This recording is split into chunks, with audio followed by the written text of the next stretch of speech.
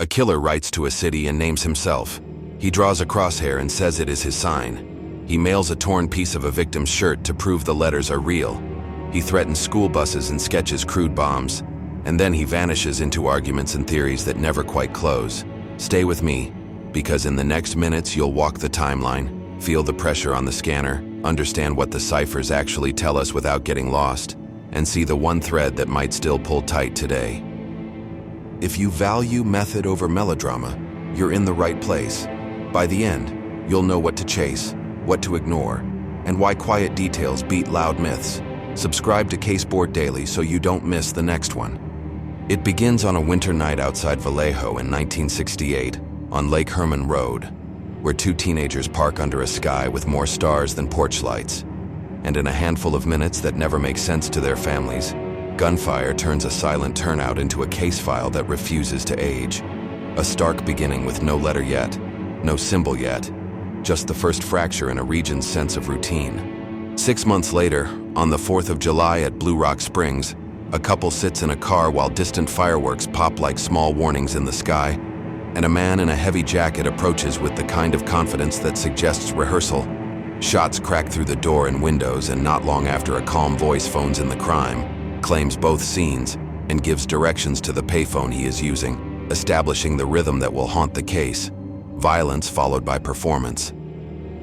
Weeks later, letters arrive at newsrooms and police with a crosshair in the corner and a demand that a cipher be printed on the front page. And editors face a decision that becomes a journalism case study because printing could either amplify terror or unlock recognition. The cipher finally yields not a name, but a taunt about the afterlife. A message that says more about ego than identity and teaches us the first rule of this offender. He writes to be seen, not to be known. September 1969 brings Lake Berryessa, a picnic that should have stayed a picnic, and a man stepping out of daylight in a hooded costume with the crosshair stitched on his chest, who binds the victims, claims he is an escaped convict from a different prison break, stabs with a practiced rhythm, and then calmly writes the dates of earlier attacks and his symbol on a car door before calling the crime in like a witness. A choreography that is either confession or misdirection, depending on how much credit he needed that afternoon. In October, a San Francisco taxicab pulls to a curb and a driver is shot at close range, the killer slicing a piece of the man's shirt to mail later as proof. And a city that assumed this was a suburban nightmare suddenly understands that a person willing to execute a driver under streetlights is not afraid of maps or windows. A composite sketch circulates, and school bulletin boards quietly teach a generation that monsters can wear ordinary faces. The letters continue and they mix arithmetic with theater.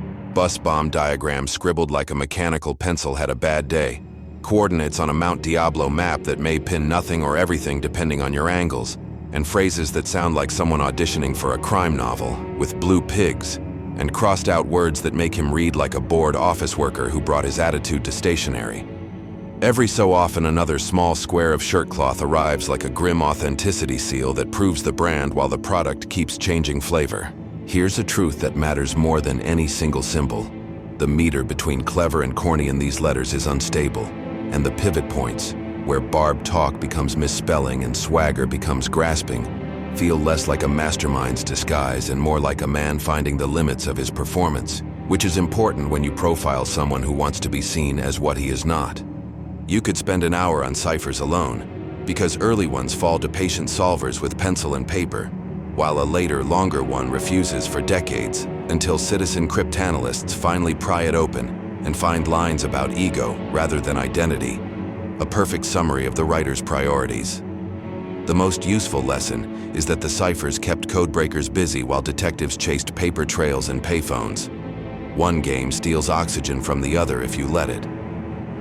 So here is a micro timeline to keep the map sharp without drowning in dates.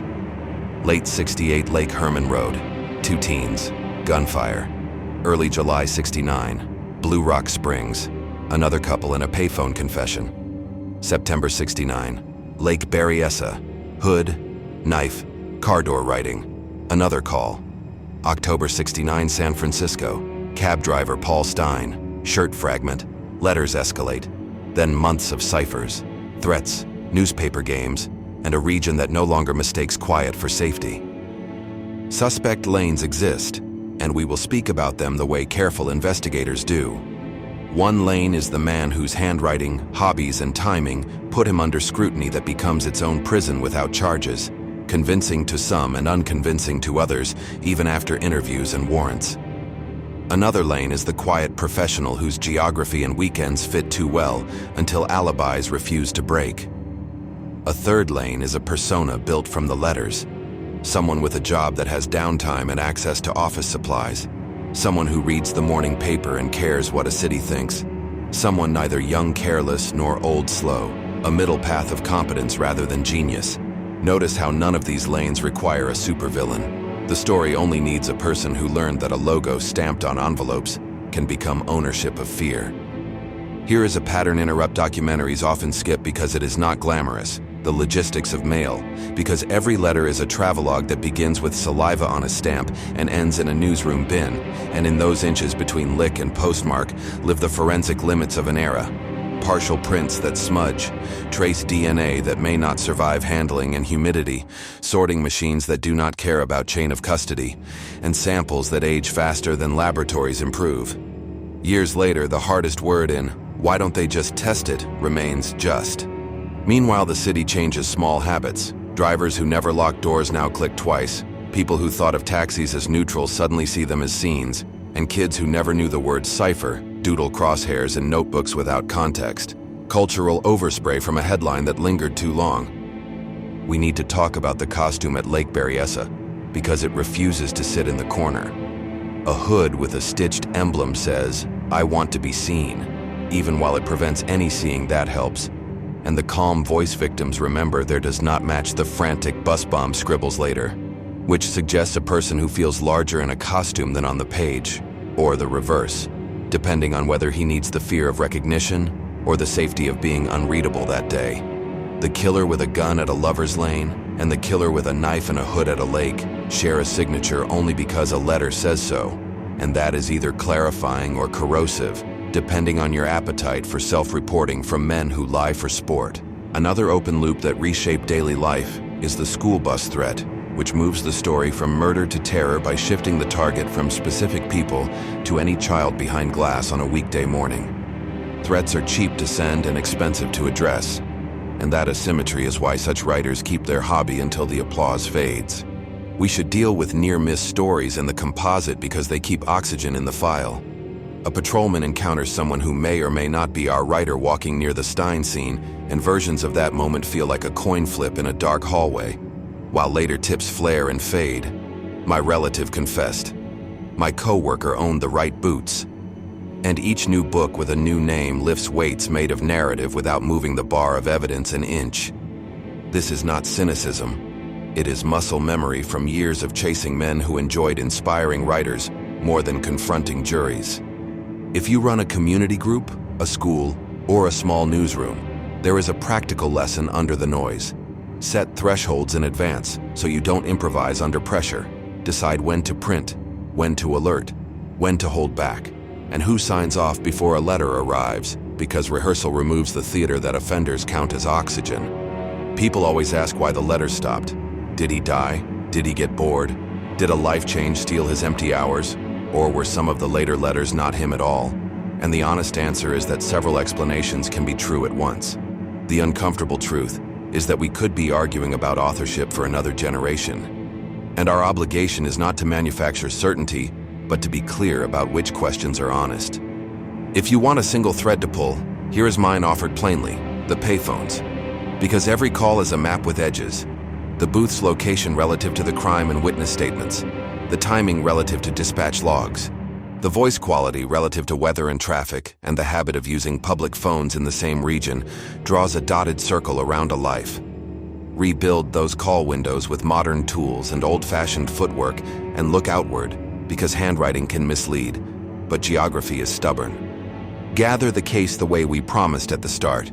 A winter turnout and 2 teenagers who never came home. A 4th of July interrupted by jacket and pistol, and a phone call that claimed credit, a lake picnic turned stage for a hood and knife, and a car door used like a notebook, a San Francisco curb where a cab stopped and a shirt became proof, a stack of letters and ciphers that talk a lot and say very little, a city whose small habits changed, a patchwork of agencies trying to catch a moving shadow, and a file that still opens when a new analyst thinks a pattern just snapped into focus.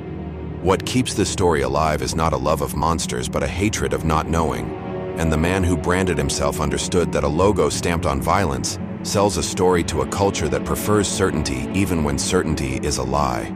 If you want part 2, tell me in the comments and we'll walk the strongest public suspect profiles without turning anyone's life into a guessing game. Explain how the long cipher finally yielded without handing out a manual, and sketch that payphone map to show why timing can be a better witness than ego.